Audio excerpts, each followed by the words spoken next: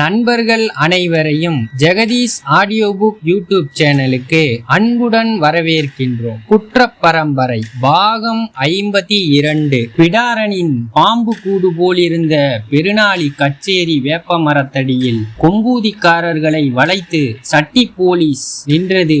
எல்லா கைகளிலும் துப்பாக்கிகளும் லத்திகளும் முழிப்பாய் இருந்தன. மதுரை ஜில்லா போலீஸ் அதிகாரி லவ்லக்துரை இன்ஸ்பெக்டர் பகதூருக்கு கூட சேதி அனுப்பாமல் வந்து இறங்கி இருந்தார். கொம்பூதியை வளைப்பது ஆயுதம் பறிமுதல் செய்வதும் சுலபமாய் நடக்கிற காரியமில்லை.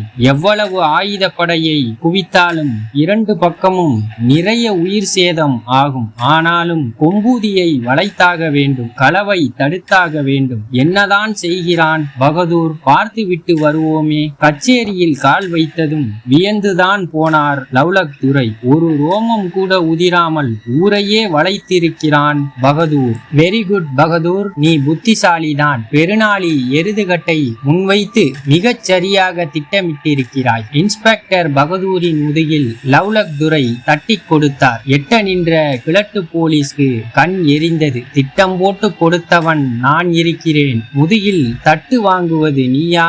மனசுக்குள் பகதூரை கருவினார். லவ்லக்துரையுடன் வந்திருந்த கமூதி கோர்ட்டார் கொம்பூதிக்காரர்களை குற்றவாளியாய் பதிவு செய்வதற்கான ஆயத்த வேலைகளில் மும்முரமானார். கச்சேரி திண்ணையை விட்டு இறங்காமலே லவ்லக்துரை பேசிக் கொண்டிருந்தார். அருகே பகதூர் நின்றார். இவ்வளவு பேரும் கொம்பூதிக்காரர்களா? ஆமாம் துரை அவர்களே. இதில் வேயண்ணா யார்? அதோ நடு மையத்தில் கவிழ்ந்தபடி அமர்ந்திருக்கிறாரே, அவர்தான் துரை அவர்களே. வேயண்ணா சம்மணமிட்டு கண்மூடி அமர்ந்திருந்தார். திடப்படுத்த முடியாமல் நெஞ்சு கலங்கி போயிருந்தது. இடுப்பில் சூரிக்கத்தி கூட கிடையாது. தெய்வத்தின் பெயரால் அழைத்து வந்து பழி வாங்கி விட்டார்கள். கண்ணசைத்தால் ஆளுக்கு 8 குறவளைகளை குதறி ரத்தம் குடிக்க கூடிய இளவட்டங்களை பட்டி ஆடுகளாய் உட்கார வைத்து பார்க்க வேயண்ணாவுக்கு மனசு கூசியது. கொம்பூதி பெண்களும் பிள்ளைகளும் கச்சேரி வாசலில் அலைமோதி கொண்டிருந்தது.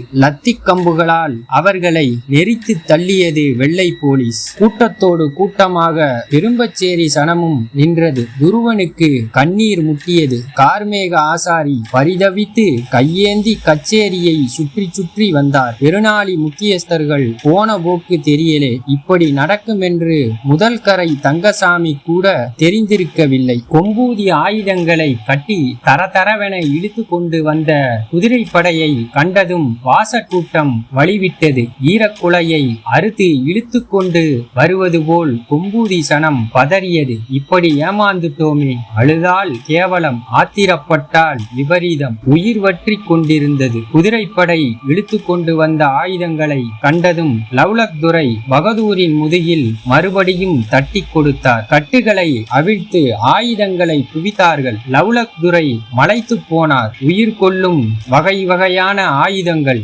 ஒவ்வொன்றையும் எடுத்து புரட்டி புரட்டி பார்த்தார். குவிந்து கிடக்கும் கொம்பூதி ஆயுதங்களையும் ஆட்களையும் சுற்றி நின்று வேடிக்கை பார்த்த சனங்களுக்கு கண்கள் விலை குத்தி ஆத்தாடி உள்ளரித்தது. இது நாள் வரை இப்படியொரு சதி வேளையில் சிக்காத கொம்பூதி இளவட்டங்கள் ஒடுங்கி போய் உட்கார்ந்திருந்தனர். வேயண்ணா கண்களை திறக்கவே இல்லை. வேயண்ணாவின் விரல் நீளும் திசையில் பாய்ந்தே பழகி போன கொம்பூதி இளவட்டங்கள் சலனமின்றி அமர்ந்திருந்தார்கள். கண்மூடி மௌனம் காக்கும் வேயண்ணாவை பார்க்க பார்க்க நெஞ்சு கூட்டுக்குள் உரமேறி கொண்டிருந்தது. கச்சேரி வாசலில் சிட்டுவை ஒரு வெள்ளை போலீஸ் லத்தி கம்பால் நெட்டி தள்ளினான். சிட்டு அந்த போலீஸை தலைகீழாக தூக்கினாள். கதிரடிப்பது போல் சட்டேர் என தரையில் அடித்தாள். லவ்லக்துரை கத்தினார். அதென்ன சத்தம்? அவர்களை அடித்து விரட்டுங்கள். இருளப்பசாமி கோயில் பீடத்தில் கூலாணி கிழவி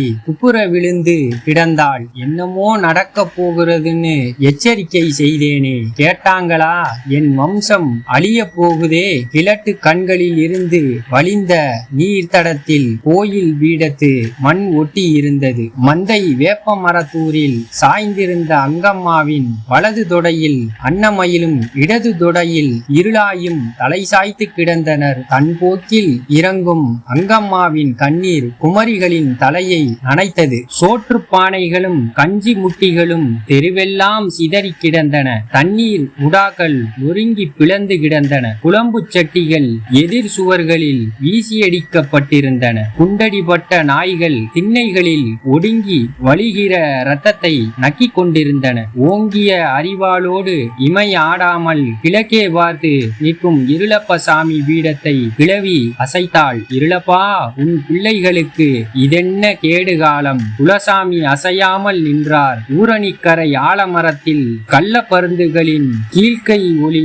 விட்டு விட்டு கேட்டு கொண்டிருந்தது. அடித்து துரத்த கொம்பூதி பெரும்பச்சேரி சனங்கள் திரும்ப திரும்ப கச்சேரியை சுற்றி கொண்டே வந்தார்கள். கூட்டத்துக்குள் திருவேட்டையும் சிகப்பியும் இருந்தார்கள். கொம்பூதி கூட்டத்தோடு சேர்ந்து வையத்துறையும் பிடிபட்டு கச்சேரிக்குள் இருந்தான். கச்சேரியாய் மாறியிருக்கும் மணியக்கார வீட்டு திசை பக்கம், தான் பிறந்த இடத்தின் பக்கம் இதுவரை திரும்பாதவன் வையத்துறை. தன் தாய் காலத்தி கதவிடுக்கில் நெறித்து கொன்ற வீடு. பிறப்பெடுத்த நாளிலிருந்து வையத்துறை கால் மிதிபடாத வீடு. வேயண்ணாவுக்கு அடுத்தபடியாக கவிழ்ந்தவாறு அமர்ந்திருந்தான். கச்சேரி உள்ளறைக்குள் ஆலோசனையில் இருந்த லவுலக் துரையும் கமுதி கோர்ட்டாரும் வெளியே வந்தார்கள். வேயண்ணா வையத்துறையின் காதில் ஏதோ சொன்னார். வையத்துறை வில்லாயுதத்தின் காதில் சொன்னான். வில்லாயுதம் கீரை சட்டியின் காதில் சொன்னான். எல்லோரும் தலையசைத்து கொண்டார்கள். 10-1A என்று எண் போட்டு ரிஜிஸ்டர் பதிவு ஆரம்பமானது. முதல் பதிவுக்கு எழுந்தவன் வில்லாயுதம். கமுதி கோர்ட்டார் பதிவு செய்தார். பெயர் என்ன? வில்லாயுதம். தகப்பன் பேரு வேயண்ணா. வயசு 24. ஊரு கொம்பூதி. அங்க அடையாளம் சொல்லு. வில்லாயுதம் புரியாமல் விழித்தான். வேடிக்கை பார்த்து கொண்டிருந்த கிழட்டு போலீஸ், உடம்பிலே ஏதாவது தழும்பு மச்சம் இருக்குதா என்றார். வில்லாயுதத்தின் கண்ணுக்குள் மச்சம் கிடந்தது. உடம்பை போர்த்தி இருந்த துண்டை விளக்கினான். வலது நெஞ்சில் அரிவாள் வெட்டு தழும்பு, தோள்பட்டையில் வேல்கம்பு குத்து, கீழ்த்தொடையில் ஒரு வெட்டு.